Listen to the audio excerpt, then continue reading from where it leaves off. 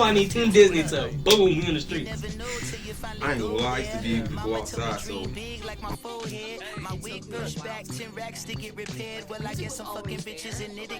That's a serious thought. Like I'm gonna do this. And Viola too, okay? The real ones know what time it is. Get it? The girls who don't. Yo, guess as good as my man. Drip on faucet like I came from the Oscars. Tell Chris Staff I need more wintertime options. I came in and got love from the authors. You came in and got You watching TV and you seeing these exemplary models of black exceptionalism, and you're looking around the neighborhood and you're like, ain't no Lord here married to no doctor around here.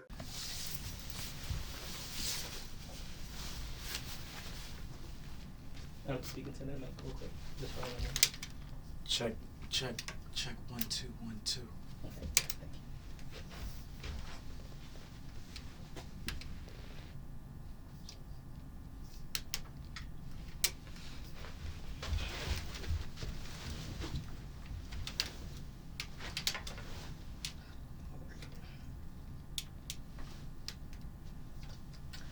Do you hear me? Let's see. I'm not the headphone. Yeah. Okay, cool. This is Darius Fogarty. We're here live at the Daybird Podcast. We have here today. CSW, aka Heroic Poet. Wait, before we continue, I would like to apologize for being late. No, I was just about to. Fuck me, right? It's okay, fuck me, fuck the media company, fuck the hood, fuck the group. I'm so sorry. You know, there's traffic. I just came from a rehearsal, so. Okay, that's okay. What he's alluding to is we have. I was so excited to have this gentleman on the podcast. I'm just saying from the front, I'm not mad at you. It is all good. It's okay. Water, aqua under the bridge, okay? It's all Gucci. But I'm not going to lie. I thought I got the Philly dip. I'm not going to hold you. No. I thought it was the Philly dip. Now, the people out here don't know about the Philly dip. The Philly dip is when we have oh, bro, I got that 8th. I got you on Thursday. And by Sunday, his number changed. That's I thought I was like, dang, baby, what happened? I thought. Nah. So you said you were at rehearsal. What were you rehearsing for? I was just showcasing my music for this coming up show at the Met. The Met, okay. When's the show at the Met? I believe it is March 1st. Yeah. March 1st. So I'd assume it's like a music festival thing. Yes. Is it for new up and coming artists? Are you opening up for someone? Nah, I'm part of it's a bigger program, City of Dreams Coalition. Mm-hmm. You know, so they're able to get a bunch of artists, well-known artists, local artists, like everything that's popping in Philly. That's what you're gonna get at that festival. So you said the City of Dreams. Mm-hmm. How'd you get involved in that organization? Connections. Okay. Yeah. So can you tell us a little bit about City of Dreams? I personally don't know much about it. I'm not gonna lie. Okay, you just there. Yeah. Honestly, any opportunity for me to perform, I take it. All right. So, in the ways of performing, tell us a little bit about how you grew up. Where'd you grew up? How you grew up? What was baby you like? Baby me. A lot. Very energetic. I'm not gonna lie. If you know me, I'll be moving around a lot. Okay. I'm just in a good space, good energy. Shout out Rick Philly. Shout out Rick Philly. Shout out Rick. Yeah. I feel like it's a lot of Michael Jackson that I grew up late on, but like it was instilled in me like crazy. His performance he's just amazing. So I wanted to reach people like that too. But I fell in love with hip hop, so this is all at a very young age. Just music I was unaware of, but I enjoyed it, how it made me feel. It's a deep connection. So, are you from the Philadelphia area? Or? Yes, born and raised. Born and raised. What part of Philly are you from?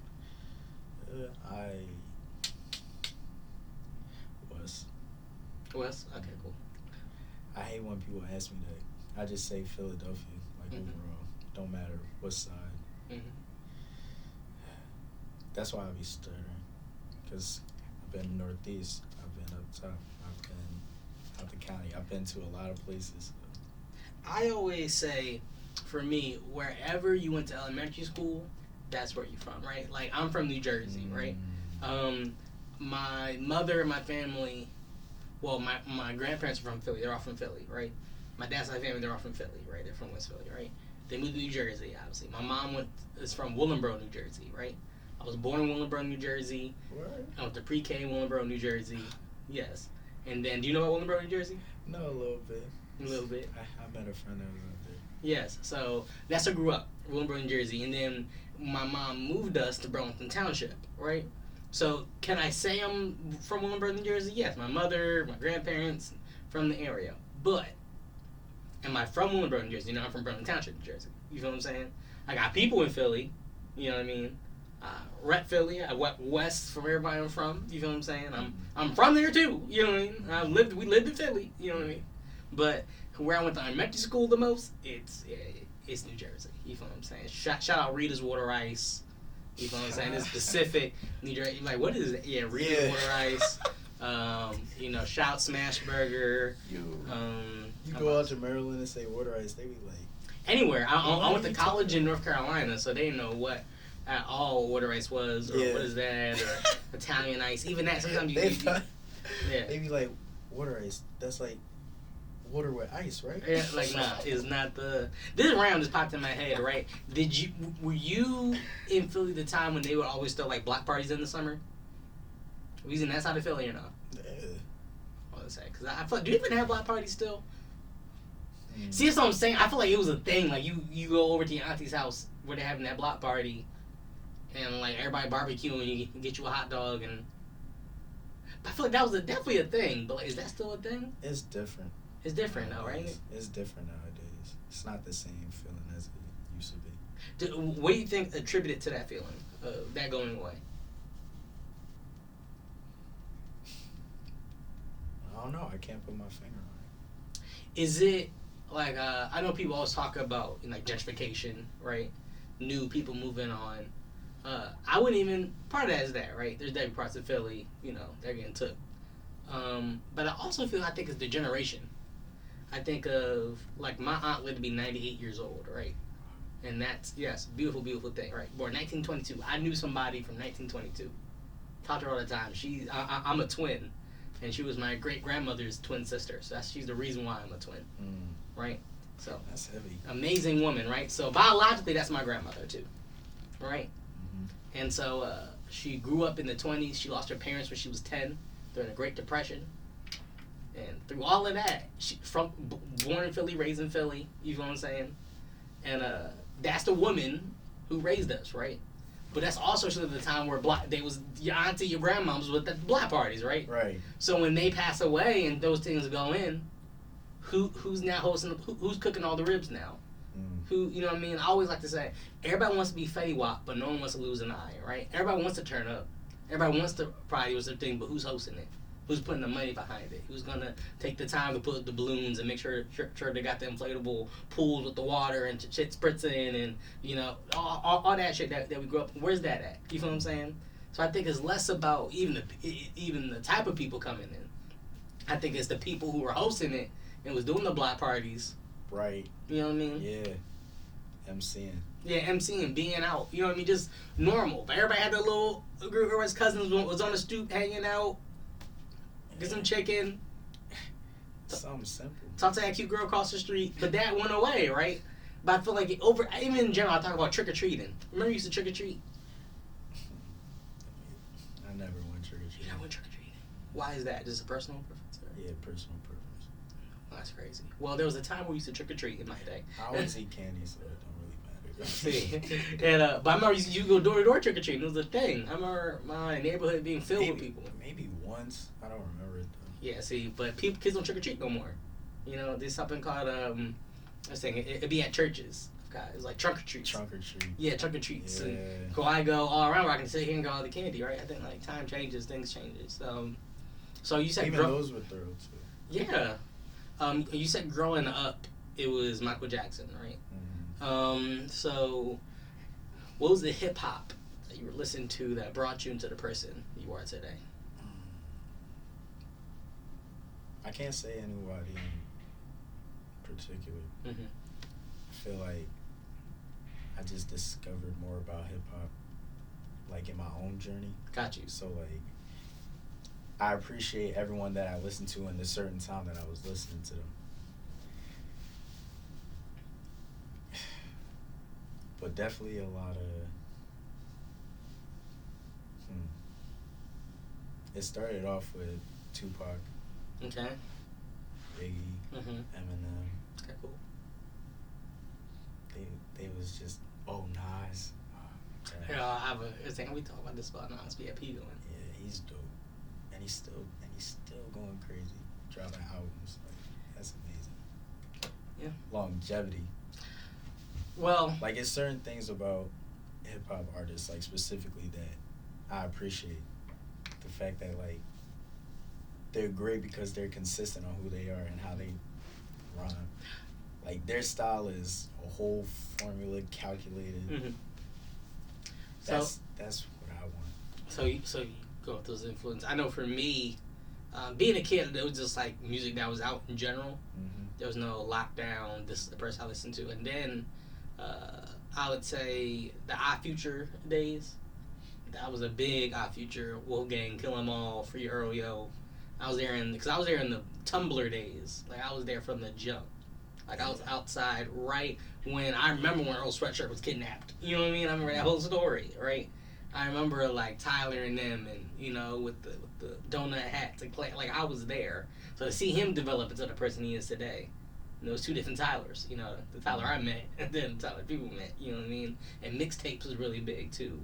Dat Piff was jumping over here in my side of the streets. You know what I'm saying? So that really, I think that alternative, Chance the Rapper when he was hot, Lupe Fiasco, similar music video for a Kick Push. Remember that song? Yeah. Coast. I've been getting into a lot of Isaiah Rashad lately. Okay. Rashad is nice. There's a. Yeah, he dope. I'm trying to think who else to do. MF Doom, I was really big in him. So now today, MF Doom is, look at it. MF Doom, I always say top 10 rappers that are alive. I stand on that. MF Doom was the truth. I have his album Operation Doomsday on vinyl. That's how much I love. Yes. I enjoyed that track too. Yes, I think Doom guy. I think I love one-liners, and my favorite one-liner is I was talking to myself and told that nigga shut the fuck up. I think he doing too much. If I listen to him, I'm gonna fuck all my money up. Bars, bro. Nigga, shut the fuck up. Bars. Who says that? You know what I mean? You be having schemes. Ionic pentameter. All the Outcast, I 3000. All that person for me. But yeah, I think I like people who I can identify with. You know what I mean? I think that's I guess Nas and Tupac and them, right? But I you know what I mean? I was an urban youth in California. I was in the streets of New York. You know what I mean? The vibe and the hearing. But when I look at Tyler the Creator, I feel he could be a friend of mine. You know what I mean? I like people by personality, like the way they flow. Not saying I don't like Nas and them, but I'm just saying that if people be a fan of you, I gotta see myself with next to you. You know what I'm saying? I was saying you give me a crazy face when I was saying that. You was just... No, that was just... No, but that's it. So, talk about high school you. Growing up, how these influences. I feel like high school molds everybody, right? So what molded you to become the CSW we are today? Hip-hop, the elements of it, history. That was really the main thing I studied above all other subjects. Were you involved in school? Yeah. Zach, you talking about you involved in high school? What? Yeah, I went through high school. I graduated high school. I'm trying to get I know that. I'm trying to get the people to know who you are. Like, where'd you do? Where'd you go? Like, I went to school. I read books. I learned how to rhyme, and I'm here. Like, yeah. That's how. Yeah. Hold it. What was your first? When did you drop your first song? Back in 2017. Okay. How old were you in 2017? 16. 16. Okay, that's fine. 15, 16. Yeah, pretty young. Okay. Makes sense. So I was in college 2017. I was like, oh, okay, yeah, we are different. He was in college. See, that's what I'm saying. That's why I was like, oh, yeah, I lived some life, bro. Guess when I graduated from high school? I was in college 2017. What was I? How old do you think I graduated high school?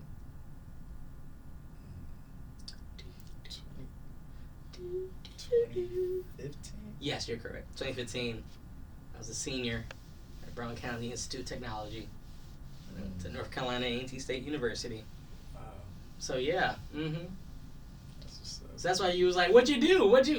You did more than that, nigga." I was there. Yes. So that means if you said you was 16 or 17 in 2017.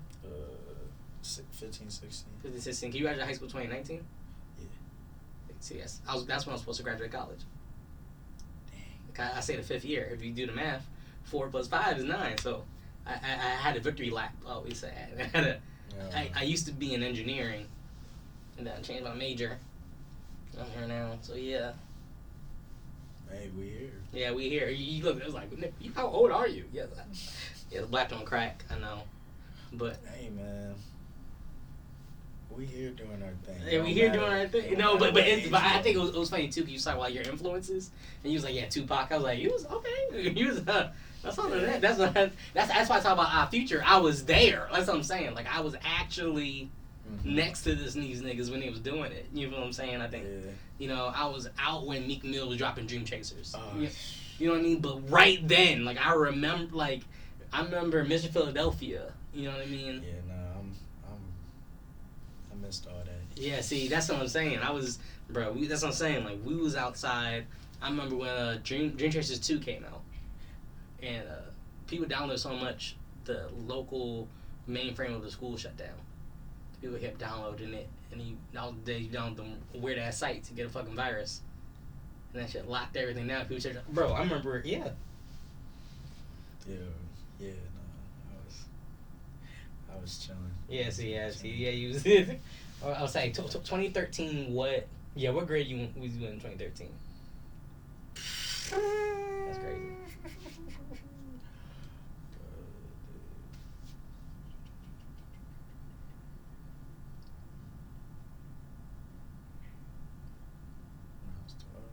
Yeah, this man smoked a lot of weed today before he came to me. Probably 40. That's crazy. The time period. Yeah, I think that's the time period. Yeah. So yeah, I was outside, literally riding bikes. Yeah. Eating chicken nuggets. But anywho, I was in the crib. That's I never get it. I was chilling. You was chilling. So you. I like history. You know, So I went back to the history of it. What you listen to like old school down south rap, so like 8 Ball and MJG. Not as heavy. Not as heavy. But like it's came across my ear before. Project Pat. A little bit about him. Like his first album. Mhm. I say that's some influences. I was definitely Project Pat. That like Houston like DJ Screw mixtape type stuff. It's always good to have those. I think the rhyme. I think you put me on right now. Oh yeah, see I'm grown. See what's happening? You put me. I appreciate it. You know what I'm saying? I have a whole. You have an iPhone, right? Yes, sir. Yeah. I have a whole playlist of. It's called That Nigga Spittin', and it's all the best. But I got like Deep in the Cuts. Yes. Especially old Juvenile.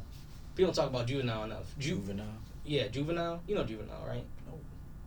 Back That Ass Up? Think they made Back That Ass Up?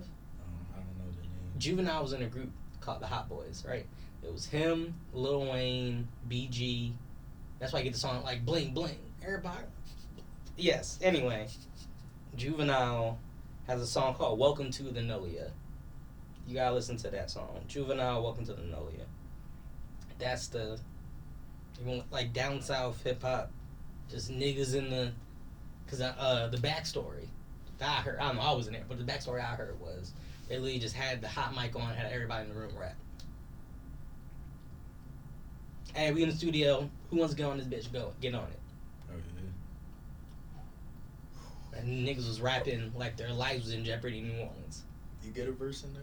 What's that? You get a verse in there? No, this happened in '98. This the Juvenile. How much weed did you smoke, sir? Before you got to? No, they be doing that nowadays too. Oh no, I can't rap. I've been through a couple. I cannot rap. I cannot. That's what sounds weed smoke because I can't rap. You talk to the wrong podcaster. I have no bars. That's why you was like, oh, would you drop a freestyle? No, because I can't drop one either. Why would I? I'm gonna add these up and I wouldn't do.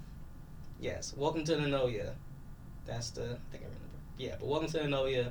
That's like old school itch, like a DJ Quick. You know DJ Quick? That's like old LA rapper. There's a song called Dollars and Cents. It's the best diss track I've ever heard. Yes, he was dissing with other local California rapper, right? I think it was like MC Sire, MCG. That's hip hop. Yeah, it's hip hop. It was crazy like that over in the East. Bro, but he dissed he was like, you're a fake blood. We seen you at the streets. You been in California? Oh yeah. What's that like out I've been to a place called Torrance, California. there? Torrance, California, yeah, is right. It's like a little more like suburban. LA County's so huge, but it's Torrance, California. And I've been to LA itself, in East LA. So I was in East LA and I was in Torrance, California. So East LA, I was on vacation, went to Venice Beach and Santa Monica Boulevard, like touristy stuff, but we was in East LA. And I don't care what people say. East LA is still East LA. It's we went to a Mexican dispensary. And amazing. Great people. But we was in not in the trenches, but we was in the trenches, at the same time. So that was fun to see like what the real LA is like, not the touristy part. We was in Airbnb. Okay. See, you know what I'm saying? Torrance, I was in a hotel. I was I was on my school's quiz bowl team. Our championships was in California. I'd like to go out there. Yes. Maybe catch You a will. little open mic. Yeah, you will. It's easy. That would be nice. There's a guy named L.A. Russell. That's what I'm saying. L.A. Russell's the hottest new nigga out. L.A. Russell Yeah, go he crazy. doing his thing with good company. Yeah, see, I'm a big supporter of good company. I bought the little membership card and everything. Yeah. See, bro, I'm on it. Like I love.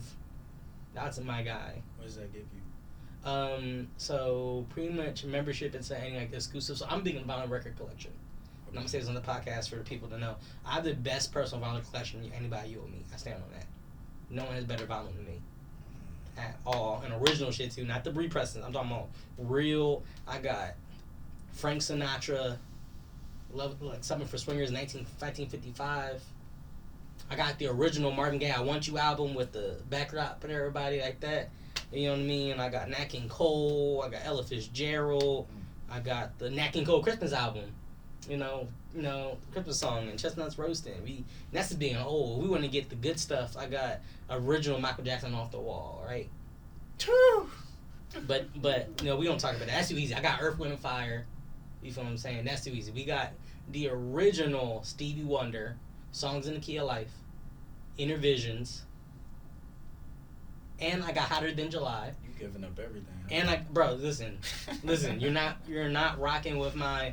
I got Bobby Brown, Don't Be Cruel, Anita Baker, Sweet Love. We got Sheila E. We got. That's a nice collection. Listen. I don't. You know what I mean? I don't like to get into, but I got Prince. I got. Listen. I Want to Be Your Lover. All that good stuff.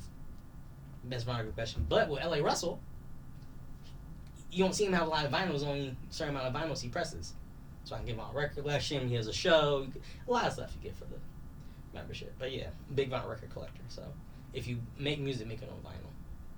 I think it's a beautiful. I think too, over time, I think that's going to be like the new. I would say vinyl is artwork that speaks to you. That's what good vinyl is. You show a picture. I think that's what music really is back then. You show a picture, you show a vision of what this is, and you make music behind it. You feel what I'm saying? If you look at Marvin Gaye, I Want You, and people partying and dancing, you know what I mean, and having fun and drinking, and then you hear the first song, I used to go out and party, stay a while. I was too nervous. Come on now. You hitting on, got to give it up. You hitting on, he's off the wall with the, you know what I mean? It's given. That too. So, you made your first song, right? And what you put on YouTube? Did you put it on all streaming platforms? What was the? SoundCloud. So you put your first song on SoundCloud. What did you do to market it?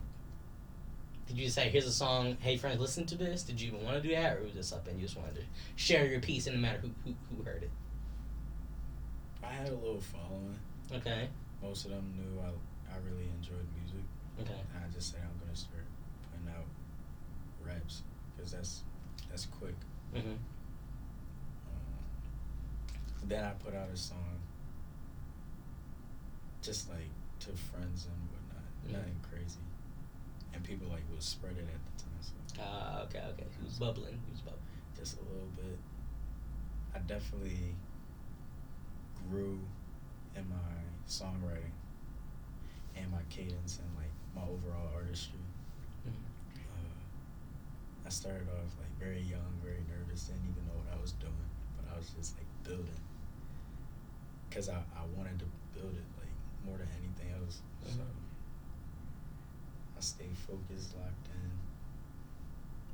realized more of what I wanted to hear for myself, because I'm dropping music that I enjoy, that I love, that I resonate with.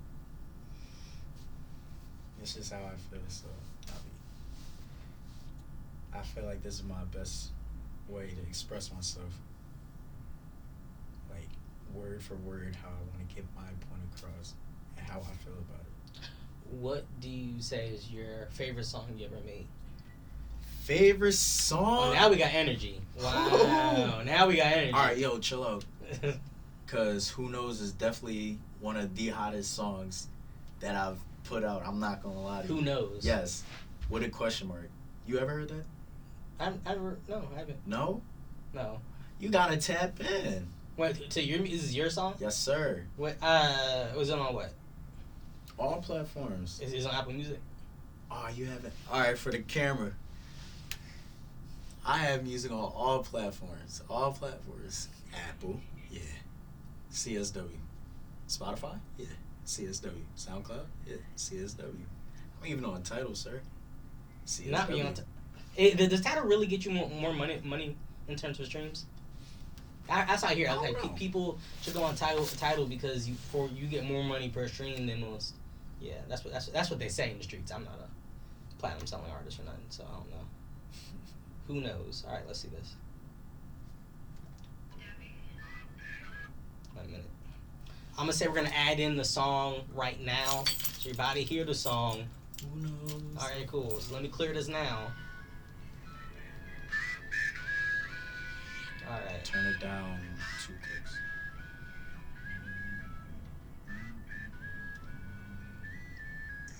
I've been in my head like I'm taking a trip. Keep a couple tabs just to stay in the mood. I've heard this before. Shorty like my flow, now she asking for drill. Turn my music up, now she shake it, her head stay. Shake it, shake it, shake it. Go to sleep for a bit, wake up. Watch a movie, I'm feeling like Tatum. Ballin' out and I still feel like Jason. All my enemies, I had to face them. Every opportunity I take.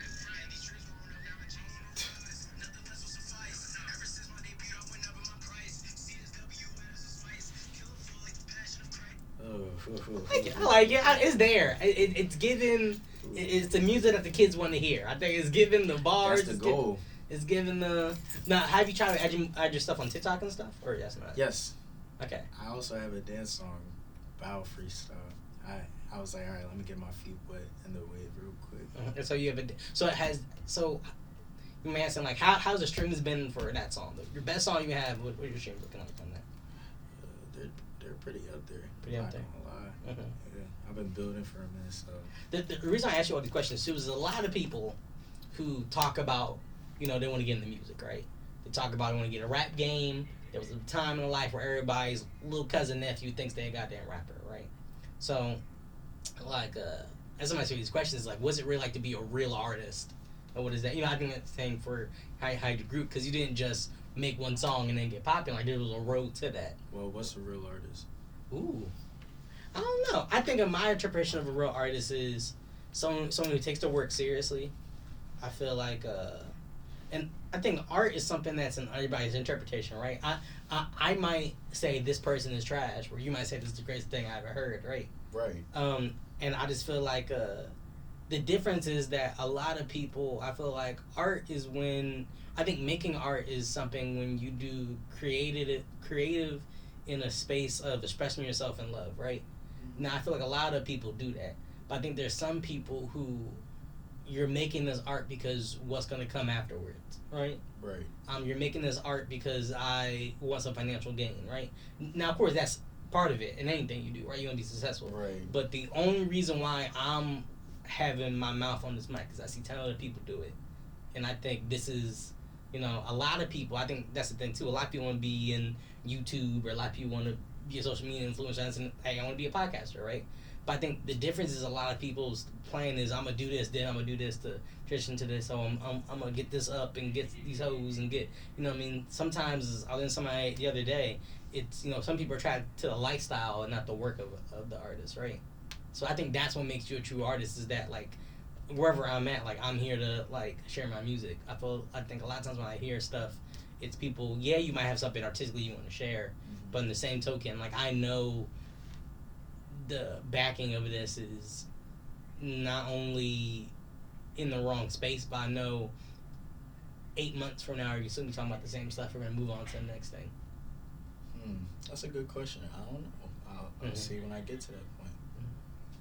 I say I feel you're a real artist. That's what I'm saying. You specifically are your artist. So that's why. Yes, I am, because I am very overly dedicated.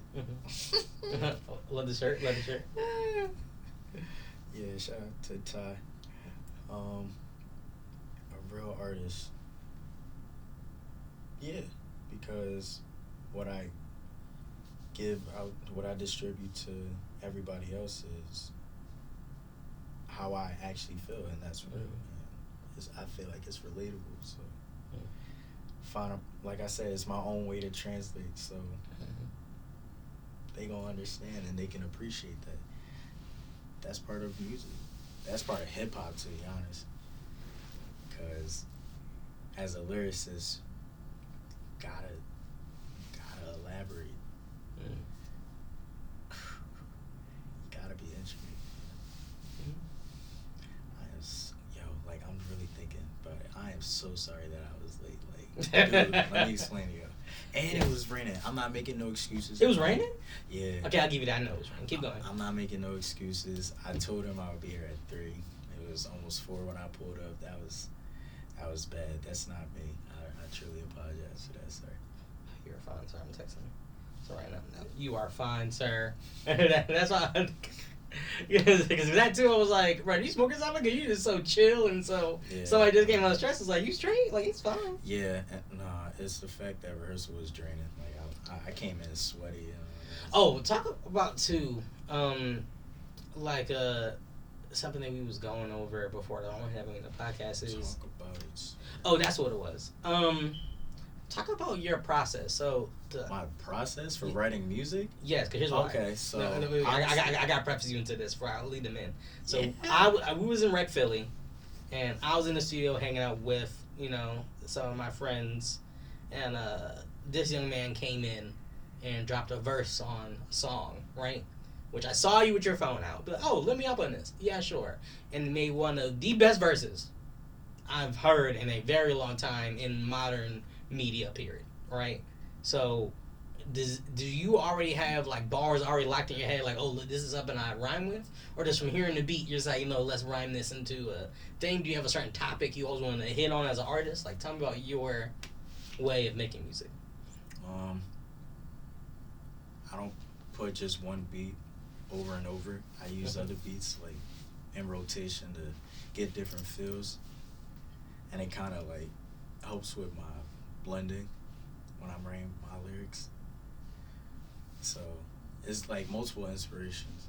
Like, I can't just be inspired by one specific thing when it comes to songwriting. Like, there's gotta be elements, there's gotta be other things that come in with this. So like I said, I be playing different instrumentals. I could play from like a SZA type beat to Big Sean type beat. Yeah. Shot Big Sean. To A$AP Rocky type beat. It's like different type of vibes, different type of feelings. It's not even vibes, it's feelings for real. So. And then in that, when you make a song, right? Like recording? Yeah, so like you about to write a song, right? Okay. Do you just write it of, oh, this is what they'll sound good, or be like, I'm trying to make a sad song, I'm trying to make a song about this, I'm trying to make a song about that, or is it just, oh, this is the flow, let me what comes up with that and make like this a good rhyme? You feel what I'm saying? I go off of my thoughts first, like okay, how it make me feel, like what I'm thinking at that moment. When it comes to recording though, I like to go and memorize and having it ready. That's like with any of my verses, to be honest. Anything I write, hooks. How do you feel about people who say they don't go in a booth and they just freestyle? I don't write nothing down. I think people, that's kind of like a thing of like, you're like, oh, I'm writing nothing down. For me, right? Again, that's probably honestly, that's the truth. Some people go in, may be like, all right, I'm going to do this one line, punch it, punch in the next line. They don't got to, they can waste time and they can just think of something. Yeah, because I think creating in the moment. Yeah, but I also feel like not everybody Jay-Z and Lil Wayne who can make I do feel sometimes there's certain people I know could hit harder. It just took the time to formulate stronger rhyme schemes or things like that. That's what I think. Again, I'm not a rapper. Yeah. But I think there's definitely times where I think people do that not because they're literary genius to hit it or punch or again I think what they do, but I do feel like niggas do shit just because they say I go off the top and I don't need to write anything down as a way to poke out their chest. You feel what I'm saying? I feel like a lot of times you see people, not a lot of times, but there's people who rap and do stuff. The bravado kind of comes behind it. Like, what type of music you got? So here, probably I'll be going off the top, man. And that's always like a type of conversation people always throw out. Right. And so, where I saw you on your phone typing things to make a great song, so I saw the effort puts into the value of the music. So that's what I'm saying. So do you feel? I mean, when I freestyle, it's not for the booth. Yeah, exactly. Yeah. Like, I feel like which is fun. Yeah, the booth is something sacred to me. So that's what I'm saying. People get into the booth and will just go off on the. Yeah, but I'm saying it don't take away from the fact I like to freestyle. Oh, either. Okay, yeah, true. I mean, I just be, it's a nice little exercise to get you right. Move your mind around. I'm not a fan of acapella though. I don't lie. Like I'll do it if I really have to. But yeah, it's not. Yeah. I like a beat behind it. I feel like acapella turns into aggressive slam poetry after a while. That freestyling off the top is just ain't nothing wrong with that though. True. Especially if that's how you feeling. Get that off your chest. Artistically, I think for me, I'm a comedic person, right? All right, like comedic television shows, sketch comedy. Word. I think I had the saying Aggie Night Live in my college. It was I was a head writer for a little bit, and I was one of the staff writers. That really got me into writing. I shot my own short film called The Kickback. We're still working through that, but yeah, I've helped on 2 other people's films, and my friend's a comedian, gave him some jokes, and yeah. So I said all to say is that again, you see in this conversation, some things I just naturally don't. It's not my thing, right? I'm not saying it's wrong or right. I was bringing up. That's saying for me, that's not my thing, right? So like, for me, of course, you have that emotional stuff, but. Listen, man, I'm gonna go pick up that and shoot you up. Bang, bang. What's up? You know what I mean? I think like Smack URL, right? Yeah, oh. Yeah, you feel what I'm saying? Me and my dogs. Real shit. Gun shit. Battle rap is crazy. Let's do the chest. Their Feel pen, shit. Oh my gosh, their pen is by far the Keep your wife's name on my mouth. Will shit. You know what I mean? Greatest on the planet. See, that's what I'm saying. It's great, but then if you close your eyes sometimes, it sounds like goofy slam poetry. That's all. And nothing wrong with that, but. My niggas from Hoover. Like, close my eyes. Go ahead. Alright, so this is my ARAB Murder Mook Loaded Luck. Shout out Loaded Luck. I love Loaded Luck. Alright, ready? Alright, here we go. See, I'm a comedian, bro. That's why. It's my Murder Mook. He said, Okay, ready? Okay, nah, yeah. Loaded Lux is hot though. Loaded Lux, bro. That was my guy for a long time. He went on Funk Flex one time. I was like, yo, why he's so nonchalant when he's doing Loaded it? Lux, bro. Loaded Lux was. I'll say Murder Mook. I remember Murder Mook or Lux who surf. Yeah. Who was your favorite? I'll say in all, no, Loaded Lux. I also like Sign Shine or it's two of them. K-Shine? Yeah, K Shine and the dude with the gap, the chubby nigga with the gap. Oh my gosh. A minute. Famous battle. With the gap? That nigga got a gap. DNA? It might be DNA. It might be DNA. Shout out dumbfounded. Let's concede Murder Mood. I forgot about Matt Hoffa. DNA. Oh, rapper. I think it's DNA. It's DNA. Life's in DNA. Okay, ready? Oh. Yeah, I got rap my hood nigga shit. Someone sign poetry. Alright, ready? Real niggas kill shit. Punch it through the chest. I feel shit. Have your bitch's wife name on my mouth. That's will shit. Got that water on me. It's kill bitch. You know what I'm saying? It's just the we was out here struggling. No meat, no Cheerios. Like what? Sound like Kevin Hart when he was. My music falling on deaf ears. Nigga, you can't hear me though. It's not. It doesn't have the same music behind it. That's all. Yo, I got a question for you. How long you been a member? At Rec Philly?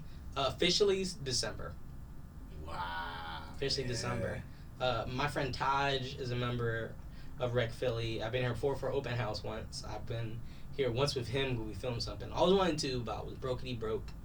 And what made you want to get a membership here? That's a great question. It starts with my movie. I think my dream in life is a television writer, right? And that's all I want to do in life. That's all I want to be. If I could do anything in the world knowing I wouldn't fail, that's what I would do. If I got paid no money and I knew I'll struggle all my life and it would never change, I'll still do that. Some people say people sound like soulmates and things and hopes and dreams, but I don't think it's not even like a dream, it's a destiny, you know? Like I was put on this earth to live, die, and to write funny shit. And I know that's all I want to do. That's all I care about. So yeah. So, I said, you know what? A lot of my connections are in North Carolina, and that's where I made my movie. I made my movie called The Kickback. It was hard. There's a lot of stuff that went to that. It was one of the hardest things I've ever done. And we're editing the movie, and we went to upload the files, and the files were being like real glitchy. You know, that's weird, right? We look, and it was like, except the frame rate was dropping in between frames. I was like, that's where we never know. What I didn't know is that I have a Blackmagic Pocket Cinema camera, but the SD card was a regular SD card. You need to shoot on a 4K SD card because shooting on Blackmagic 4K. Right. And so I lost the whole movie.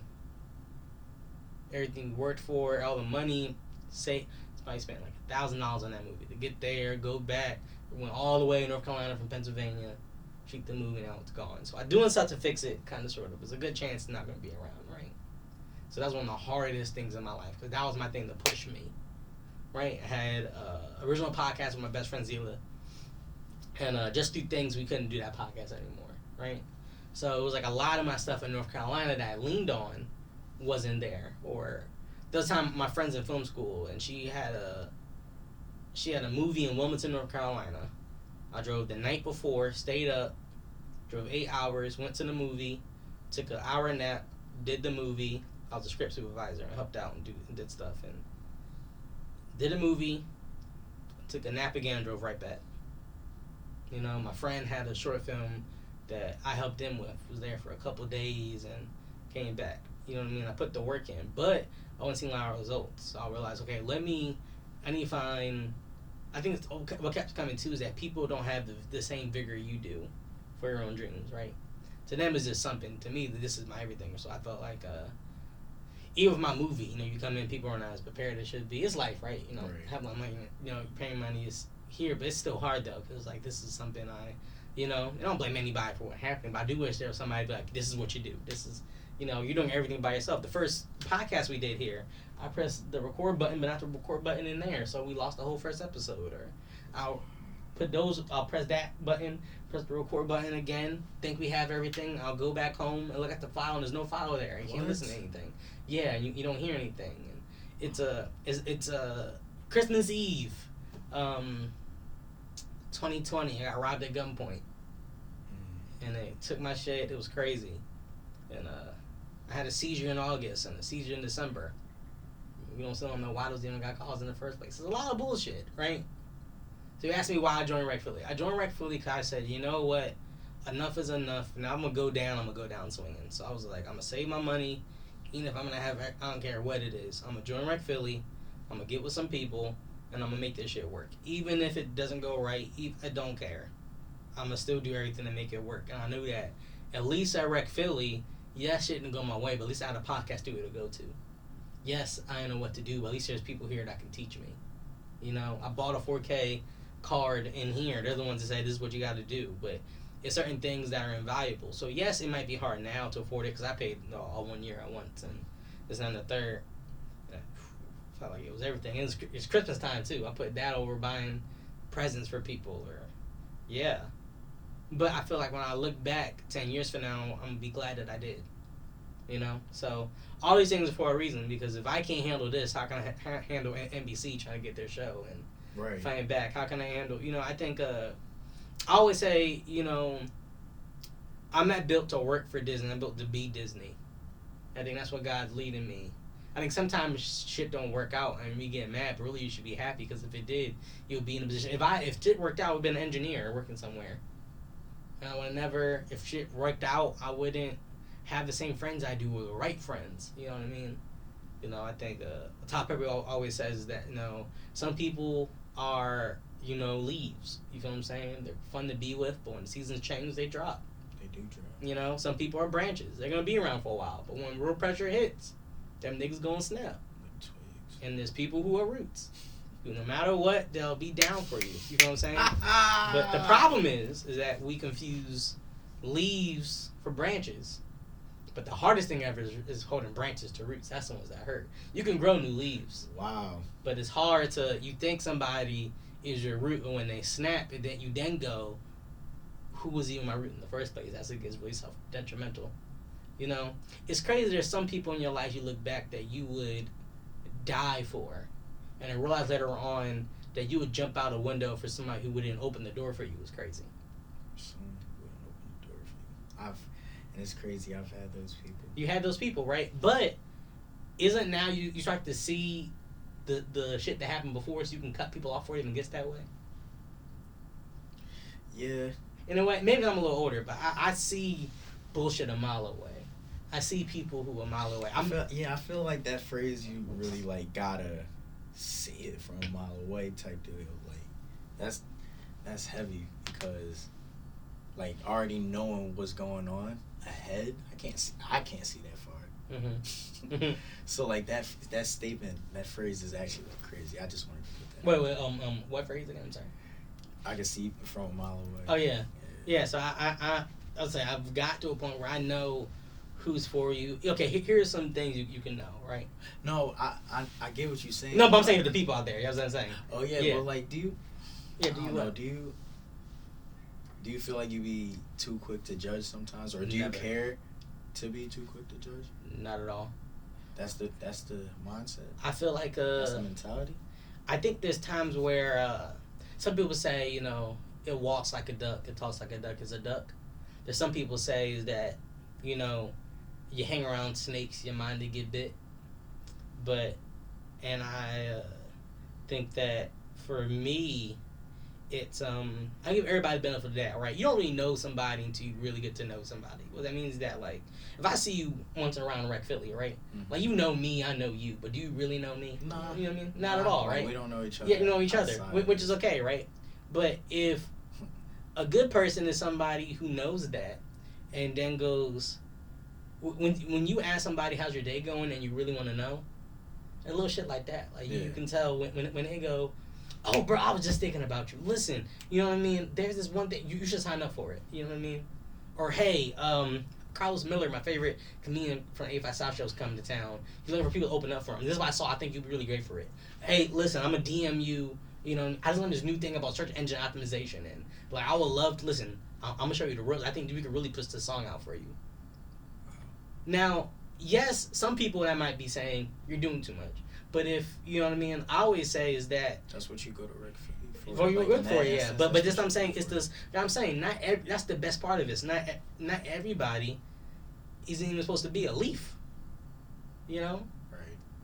Yes, you know the bird seems fun on you, but they're gonna fly away. I think it's not even too quick to judge. I take my time with it. I see you. I see how things work. I see how things shake, and then from there, I can make a good judgment. Now I might be wrong, right? You might be a great person for me, and I might cut you off prematurely. But on the same token, sometimes in life you get to a point where I'd rather be wrong about the right person or right about the wrong person. You know? Like, even if I know maybe I cut you off too fast, if I would have let you in, it would have been more detrimental if you were bad to me. You get what I'm saying? Yes. So I think that's my decider. I just think it's the vibe that people give off to you. And people communicate, right? Let's say if I do something annoying, you go, Darius, I know you ain't mean it, but like when you walked in, like you didn't dap me up. I really don't appreciate that, right? I would like you to speak to me first. Shoot, my bad, whatever, right? There's some people who might say, I don't want to bring up those things. That's awkward to bring those things, stuff like that. Then we're not cool then, because we were cool. We were able to speak freely with each other. And I feel like that's a big two is communication. You know what I mean? Can I really have a real conversation with you, and not sugarcoat? Like really be real with you and speak to you. So, because in the same token, I want you to be real with me. I'd rather be real with me and you hurt my feelings now, than you let it go and I hurt your feelings later. I'm getting back to myself. I've been out and about in this world, but I'm getting back to myself. I've been talking to some of these girls, but I'm getting back to myself. I've been giving my homies referrals, but I'm getting back to myself. I'm getting back to myself. Yeah. I've been out and about in this world, but I'm getting back to myself. Yeah. I've been talking to some of these girls, but I'm getting back to myself. I've been giving my homies referrals, but I'm getting back to myself. Look, I love the crib more than being outside. Couldn't tell how I'm using my time. You can tell that I've been on my grind. Musically, I'm